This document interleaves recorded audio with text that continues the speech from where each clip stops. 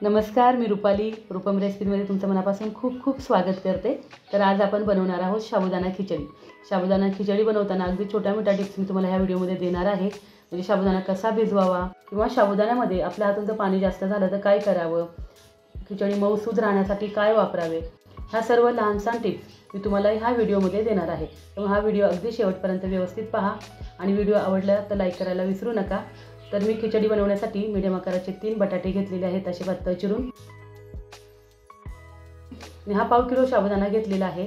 साबुदाणा भिजवताना नेहमी 2 पाण्याने स्वच्छ धुवायचा आहे। धुतल्यानंतर त्याच्यामध्ये आपल्या बोटाचा जो पेरा असतो इथपर्यंत वरती पाणी येईल एवढं पाणी ठेवायचं आहे। आणि तुम्हाला जर साबुदाणा लवकर भिजवायचा असेल तर त्याच्यामध्ये थोडंसं कोमट पाणी घालायचं आहे। तर अशा प्रकारे आपण हा साबुदाणा भिजवून घेतलेला आहे। अगदी 5-6 तास आपण साबुदाणा भिजत ठेवलेला होता। अगदी मऊसूद असा साबुदाणा भिजलेला आहे, अजिबात पाणी जास्त झालेलं नाही आहे। चुकूनचा तुमच्या हातून पाणी जास्त झालं तर तुम्ही एका चाळणीमध्ये साबुदाणा काढायचा आहे आणि फ्रीजमध्ये एक 10 ते 15 मिनिटं ठेवायचं आहे। खिचडी बनवण्यासाठी आपण 1 वाटी शेंगदाण्याचा कूट घेतलेला आहे, 2 चमचे मिरचीचा ठेचा घेतलेला आहे। आता एका कढईमध्ये थोडंसं तूप घालूयात। तूप तुमच्या आवडीनुसार तुम्ही घालू शकता। तूप थोडंसं गरम झालं की त्याच्यामध्ये आपण ते बटाटे चिरलेले आहेत ते घालायचे आहेत आणि बटाटे छान सोनेरी होईपर्यंत परतून घ्यायचे आहेत।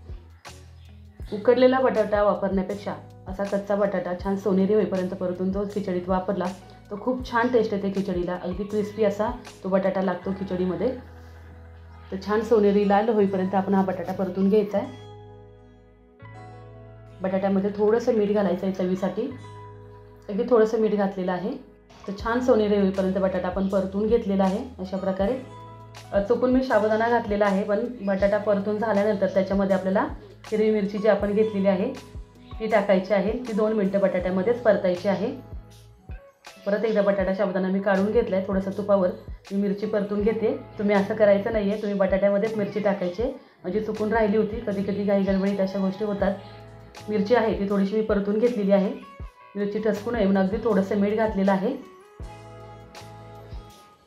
आता ह्याच्यामध्ये मी तो साबुदाणा आणि बटाटा घेतलेला होता तो टाकला आहे आणि अगदी व्यवस्थित आपण परतून घ्यायचा आहे। खिचडी परतताना नेहमी लक्षात ठेवायचं की आपला जो साबुदाणा आहे तो अगदी ट्रान्सपरंट झाला पाहिजे, एवढ्या वेळ त्याला परतायचे आहे।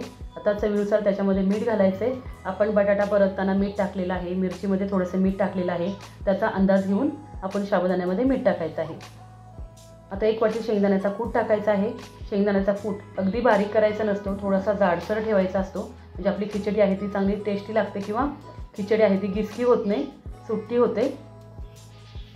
2 मिनिटं झाकण ठेवायचं आहे। 2 मिनिटं छान वाफ आल्यानंतर परत एकदा खिचडी छान हलवून घ्यायची आहे। आणि आता ह्याच्यामध्ये आपण छोटे 2 चमचे दूध घालायचं आहे। दूध घातल्यामुळे काय होतं, आपली खिचडी आहे ती छान मऊ होते आणि जास्त वेळापर्यंत मऊ राहते। अगदी तुम्ही सकाळी जर खिचडी केली तर संध्याकाळपर्यंत सुद्धा अगदी मऊ लुसलुशीत अशी ही खिचडी राहते। परत एकदा थोडीशी हलवून घेऊयात आणि परत मंद गॅस करून 2 मिनिटं झाकण ठेवूयात। अगदी छान लुसलुशीत झाली की नाही खिचडी तुम्हाला दिसत असेल। आता परत 2 मिनिटं आपण झाकण ठेवलेलं आहे। आता छान काकडीची कोशिंबीर करायची आहे। गरमागरम मऊ लुसलुशीत खिचडी त्याच्याबरोबर अशी कोशिंबीर छान लागते। अर्धी वाटी मी दही घेतलेलं आहे, त्याच्यामध्ये थोडंसं 2 चमचे शेंगदाण्याचा कूट, थोडंसं साखर, मीठ व्यवस्थित मिक्स करून त्याच्यामध्ये किसलेली काकडी घालायची आहे। तशा प्रकारे ही आपली काकडीची कोशिंबीर उपवासासाठी तयार झालेली आहे। मस्त मऊ लुसलुशीत अशी ही आपली साबुदाणा खिचडी।